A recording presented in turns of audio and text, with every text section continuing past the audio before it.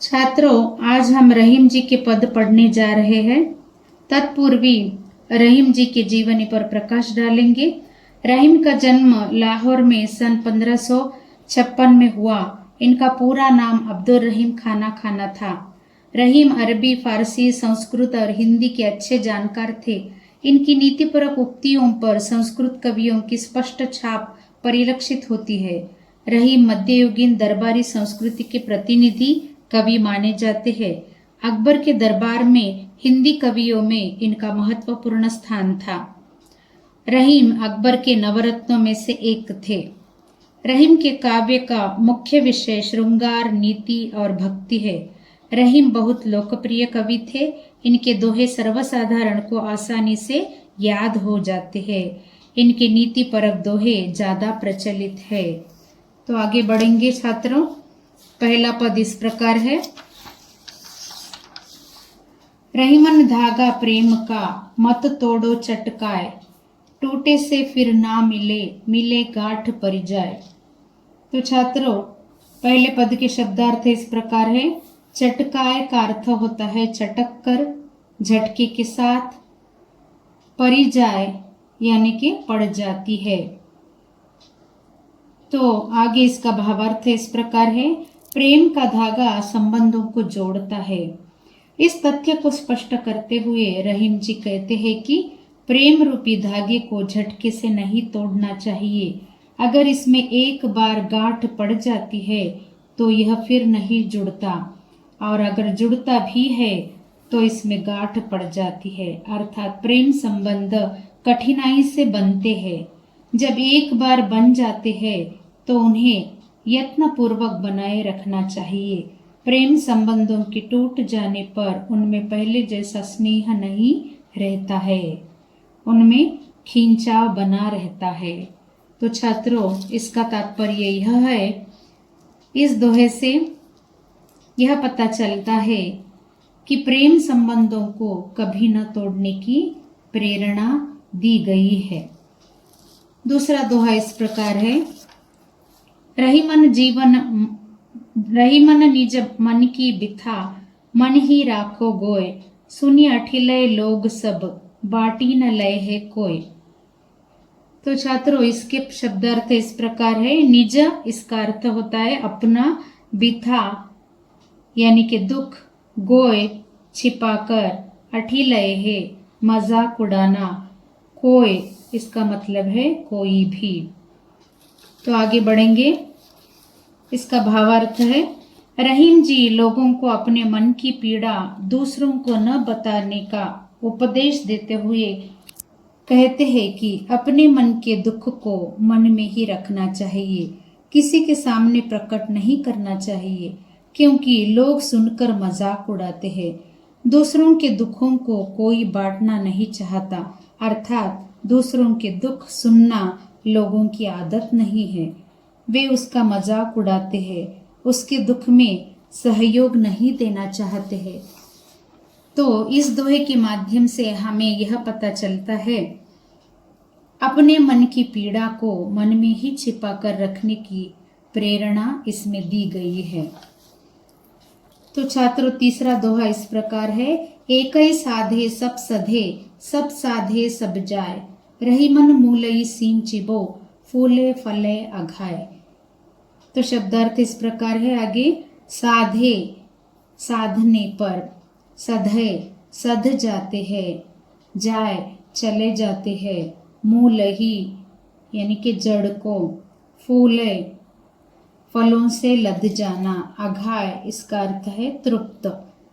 तो भावार्थ है छात्रों, एक कार्य को सिद्ध करने पर सभी कार्य सफल हो जाते हैं, अर्थात एक परमात्मा को पा लेने से अन्य सब संसारिक उपलब्धियां स्वयमेव प्राप्त हो जाती है। यदि परमात्मा की भक्ति न की और अन्य संसारिक वस्तुओं को पा लिया तो वे सब उपलब्धियां परमात्मा के अभाव में कुछ काम नहीं आती है।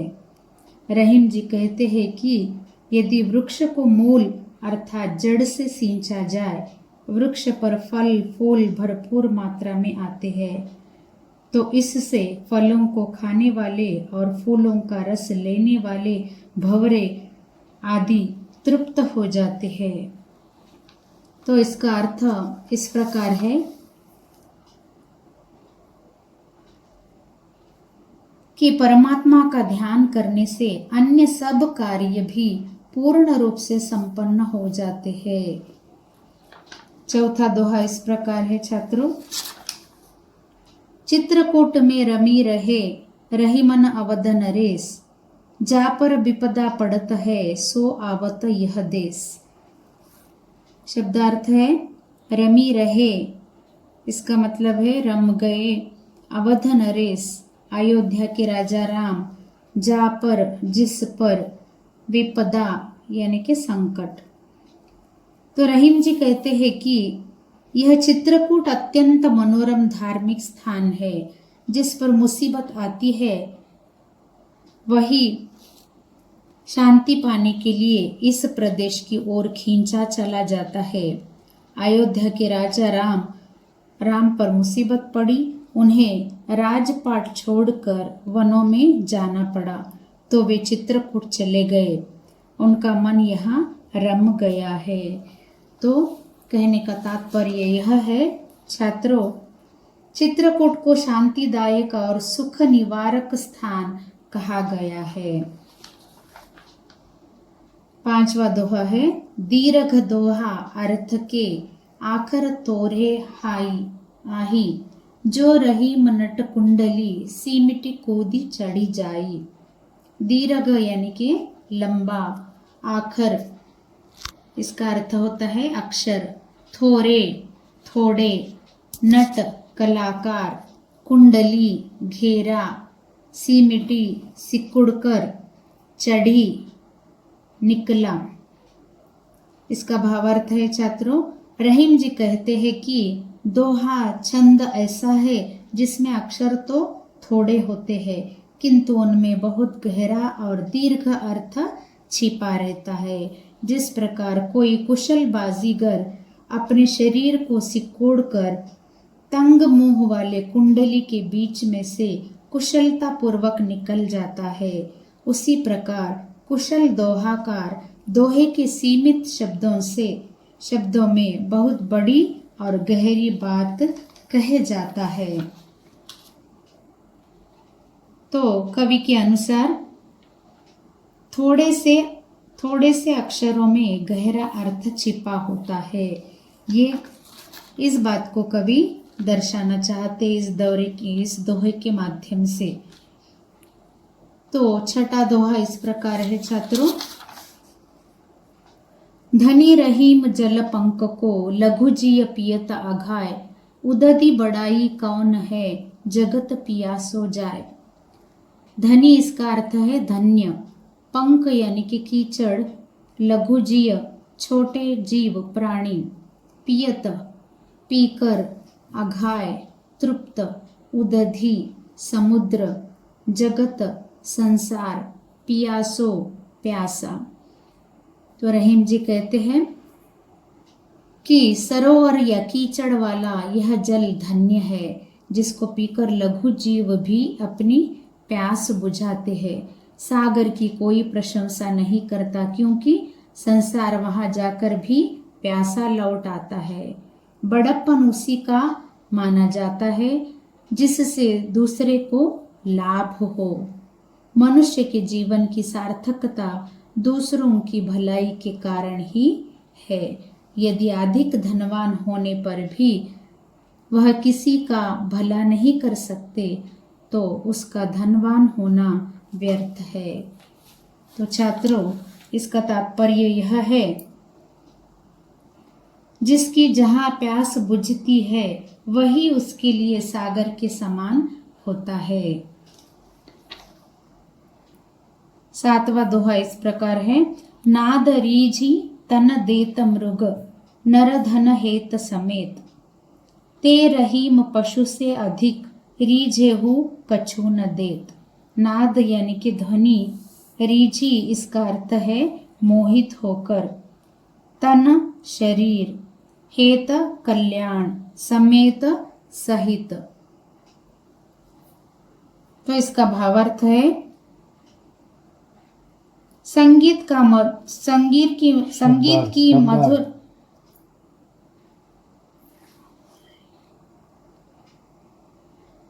नाद यानी कि ध्वनि रीझी मोहित होकर तन शरीर हेत कल्याण समेत सहित संगीत की मधुर ध्वनि से प्रभावित होकर हिरण अपने प्राण तक न्यौछावर कर देता है। इसी प्रकार किसी कला पर मोहित होकर मनुष्य उस पर प्रेम सहित धन अर्पित कर देता है, परंतु वे मनुष्य तो पशु से भी अधिक जड़ है, जो किसी पर रीझ कर भी उसे कुछ नहीं देते हैं। तो तात्पर्य यह है छात्रों, जो लोग प्रसन्न होने पर भी दान नहीं करते वे पशु से भी हीन माने जाते हैं। 8वां दोहा इस प्रकार है, बिगड़ी बात बने नहीं लाख करो किन कोय, रहीमन फाटे दूध को मथे न माखन होय। तो इसके शब्दार्थ है, बिगड़ी बात बिगड़ी हुई बात, करो किन कोय कोई कुछ भी क्यों न करे, फाटे फटा हुआ, मथे मथना। तो इसका भावार्थ है छात्रों, कोई कितने भी प्रयत्न कर ले परंतु बिगड़ी बात कभी नहीं बनती। रहीम जी कहते हैं कि फटे हुए दूध को कितना भी मथा जाए परंतु उसमें मक्खन नहीं निकाला जा सकता।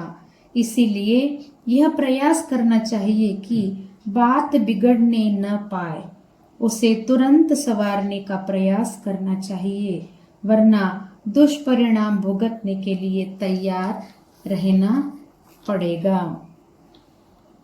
तो इसका तात्पर्य यह है, बिगड़ी हुई बात लाख संवारने पर भी नहीं संवरती है। 9वां दोहा है, रहीमन देखी बड़े न को लघु न दीजिए डारी, जहाँ काम आवे सुई कहाँ करे तरवारी। बड़ेन शब्दार्थ है, बड़ेन इसका अर्थ होता है बड़ों को, लघु छोटा, डारी डाल, तरवारी यानी कि तलवार। छात्रों इसका भावार्थ इस प्रकार है, रहीम जी कहते हैं कि बड़े लोगों को देखकर अर्थात उनके साथ संबंध स्थापित करने पर छोटे लोगों का साथ नहीं छोड़ना चाहिए, क्योंकि जहाँ सुई काम आती है वहाँ तलवार भी कुछ नहीं कर सकती। अर्थात प्रत्येक मनुष्य का अपना महत्व होता है, समय आने पर सभी उपयोगी सिद्ध होते हैं। कवि ने तलवार और सुई के उदाहरण द्वारा यह तथ्य सिद्ध किया है। तो इसका तात्पर्य है,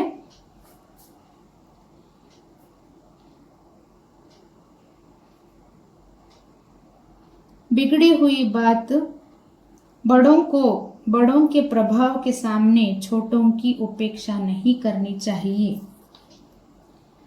10वां दोहा इस प्रकार है, रहीमन निज संपत्ति बिना कोऊ न विपत्ति सहाय, बिनु पानी जो जलज को नहीं रवि कर सके बचाए। निज शब्दार्थ है, निज इसका अर्थ है अपना, विपत्ति संकट, सहाय इसका मतलब है सहायक, जलज यानी कि कमल, रवि सूर्य। तो इसका भावार्थ है, रहीम जी कहते हैं कि अपनी संपत्ति के अलावा मुसीबत में कोई सहायक सिद्ध नहीं होता। अर्थात संकट के समय अपना ही धन काम आता है। जैसे पानी के बिना कमल को सूर्य भी बचा नहीं सकता। यद्यपि सूर्य कमल का पोषण करता है, तथापि पानी नहीं होता तो कमल सूख जाता है।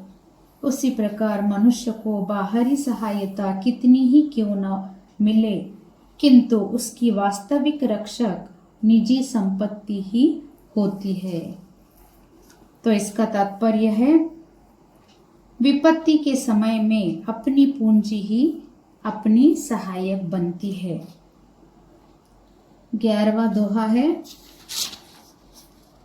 रहीमन पानी राखिए बिनु पानी सब सून, पानी गए न उबरे मोती मानुष चून। तो शब्दार्थ है, पानी इसका अर्थ होता है चमक या सम्मान, सून यानी कि व्यर्थ, उबरे चमके, मानुष मनुष्य, चून यानी कि आटा। तो रहीम जी कहते हैं, छात्रों पानी का बहुत महत्व है, इसे बनाए रखना चाहिए। यदि पानी समाप्त हो जाए तो मोती का कोई महत्व नहीं रह जाता, न मनुष्य का और न आटे का। पानी अर्थात चमक के बिना मोती बेकार है। पानी अर्थात सम्मान के बिना मनुष्य का जीवन भी व्यर्थ होता है। जल के बिना रोटी नहीं बन सकती, इसीलिए आटा बेकार होता है। तो इसका तात्पर्य है, पानी, चमक और सम्मान, इन तीनों का जीवन में महत्व सर्वोपरि होता है। तो छात्रों, इस प्रकार रहीम के नीतिपरक दोहे समाप्त हो गए।